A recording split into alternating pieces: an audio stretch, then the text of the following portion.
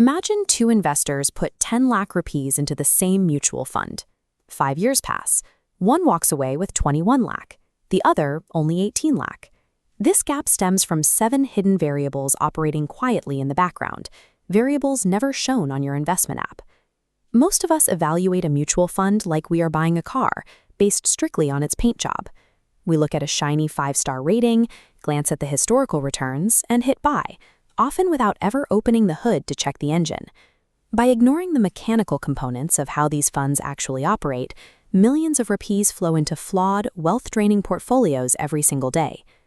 The first trap most retail investors fall into is the psychological illusion that buying 4 or 5 different mutual fund names automatically creates a safe, diversified portfolio.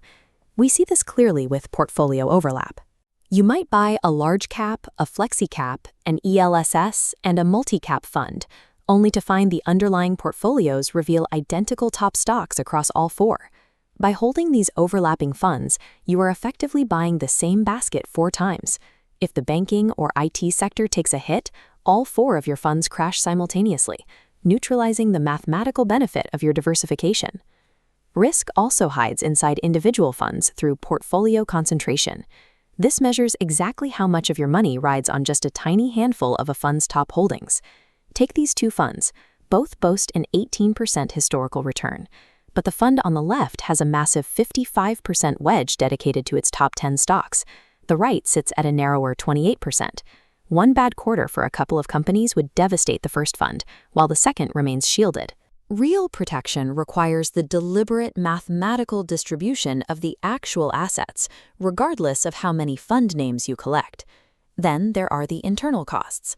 The expense ratio is a continuous annual fee that the asset management company deducts from your money, regardless of whether the fund makes a profit or takes a loss. This chart shows the long-term impact on a 10 lakh investment over 25 years. A 0.3% fee takes a negligible sliver, but a 2% fee creates this aggressive red wedge, swallowing huge chunks of your total capital through the reverse power of compounding. To see if paying that fee is mathematically justified, you have to run a benchmark comparison to see if the fund manager is actually adding value. If the broad market grows at 15% and you buy a low-cost automated index fund, you get that 15%. If an expensive, actively managed fund also returns 15%, the higher management fee results in an automatic loss compared to the baseline. High surface-level returns provide a false sense of security if unnecessary internal fees and average benchmark-hugging performance are eroding your profits from the inside. Many investors assume that a massive AUM, assets under management, guarantees a safer investment. They see 80,000 crore and assume it is superior to a fund with 5,000 crore.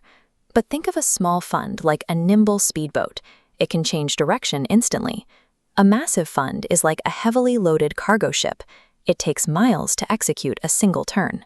When a fund holds tens of thousands of crores, it is often forced to park money in massive, expensive large-cap stocks because it cannot deploy billions into smaller, high-growth niche opportunities. Steering that ship is the human element, the fund manager. Their specific track record through market crashes matters more than the marketing on the fund's brochure. If a fund recently swapped out its head manager, the entire internal strategy might have shifted. The historical returns you see were earned by someone who is no longer in the room.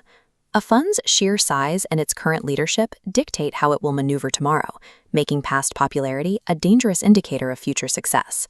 This brings us to a metric ignored by roughly 90% of retail investors: the risk meter and maximum downside performance. Any fund can appear successful in a bull market.